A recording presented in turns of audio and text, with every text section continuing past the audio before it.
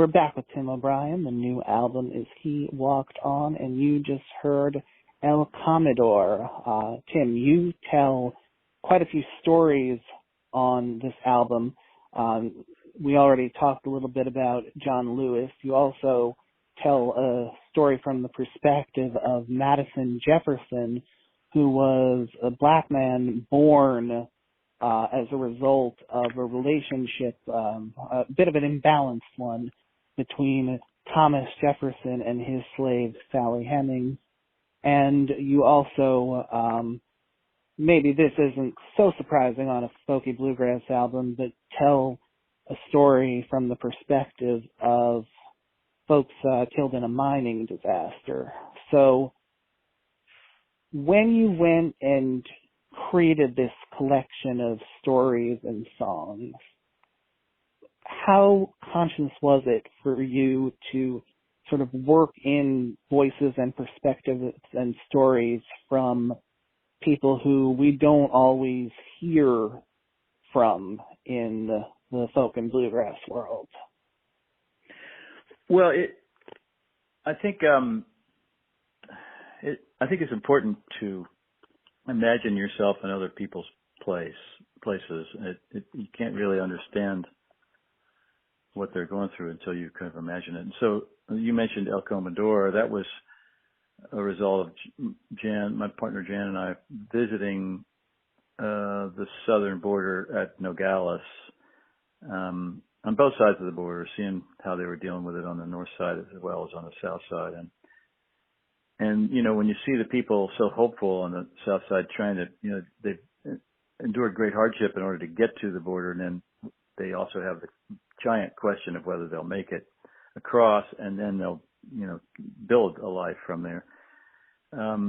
It's hard to imagine. I mean, we have so much reaction against illegal immigration or just immigration in general in the United States. So just trying to imagine the perspective of a young woman feeding her baby while waiting in line for a free meal was really, I think that helps to tell the rest of the story.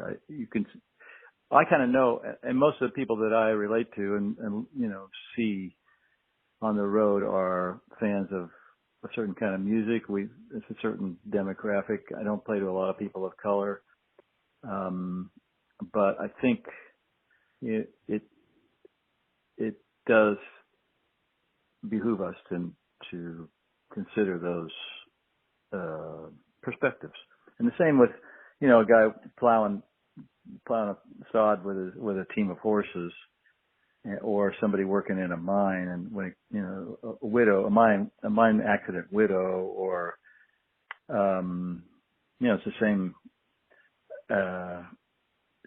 same valuable perspective, I guess. And you know, Madison and Harriet Jefferson, that was a really interesting story. It really blew me away to imagine that two of his children passed as white. Two of the children of Sally Hemings and Thomas Jefferson passed as white, and then they basically lost touch with one another. So you have basically a history erased, and that's one of the great problems of Black Lives Matter, our racial strife. We've sort of rewritten history, and just revealing that one little detail kind of makes people think real quickly. So I think it's valuable, and it's, you know, it isn't usual for a folky or certainly a lot of bluegrass type of artist or country artist to go in those directions, but it's not uncommon. It's just, I mean, it's not unheard of. I mean, people like Johnny Cash, or Merle Haggard, you know, mainline country artists, legendary artists, had that ability. And but so much of what we do is we try to entertain, we try to fit in, and I don't know. I'm old enough to just let my wear my heart on my sleeve and call it as I see it, I guess. What do you think we gain from, you know, as human beings, from considering stories from someone else's point of view? Well, it broadens the perspective. It's really hard, you know, we, in our everyday lives, we we walk a certain path and we don't see beyond, and in the a lot of your adult life you're really busy just trying to maintain, raise your children or whatever, provide and build something to begin with, and then you got a family, and then you got to support them, and so it's good to step out of that and see what else is going on. It's what's good about music, I think, is, and art, is that it gives people an excuse to stop and think about these things. It's not that we don't notice them. We see them, but we don't stop and consider it as often as we might. And one of the good things about art is not that people like Yparberger or Bob Dylan, the great writers, are changing things so much as they're revealing what's going on, and they're just kind of giving us that, I don't know, that they're framing it in a certain way that, it's kind of like myth. Myth is a way of saying, okay, well, when something like this happens, we could compare it to something that happened a long time ago and how it all ends up, and maybe we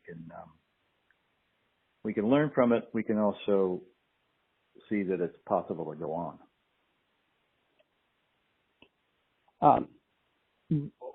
As we were talking about before, sort of community and taking the right types of actions to have a community realized is one of the themes on this album, and one of the themes of your work overall, in that you're always, it seems, lending your voice or your fiddle playing or whatnot to the songs of other artists. And I first of all wanted to thank you for going on and playing on some of my favorite songs, both yours and other people. But I wanted to ask, why is it that someone, with a name as large as yours in the business, you'll go on these artists who I've never heard of before and play a tune with them on their album? Well, they're artists who really have something important to say. They've got good music, they've got good songs and good stories, and I think it's I didn't start out. I had to learn and study other people's music and study my history and stuff. But also, I got a lot of help from people who were much more famous than me, and advice and that kind of thing. And I certainly am just only paying back, giving a little back to what, the community that's helped me so much. One of the songs you did, Ain't We Brothers by Sam Gleaves, it's one of those stories from someone else's perspective, in this case, a gay coal miner who faced discrimination.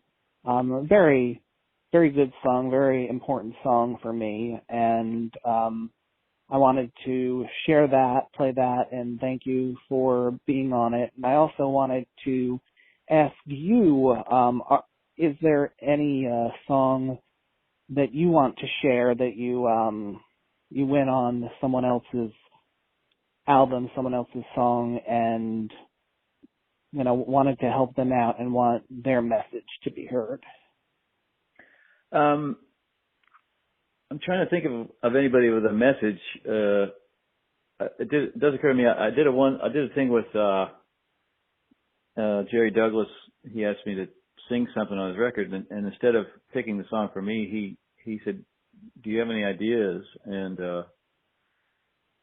I don't know why, but it occurred to me that the song "Hey Joe" that Jimi Hendrix sang on one of his early records could be made into a bluegrass song. And it's not a social justice thing or anything, but like that. But it did make a mark on Jerry's record. It was just a lark, and we did something that we wanted to do. He didn't expect it. He didn't know that song, and I think it gave him a different thrust on that record. It broadened that record. I think it was called Slide Rules. Anyway, that's one. All right, we'll play Ain't We Brothers, we'll play Hey Joe, and we'll be right back.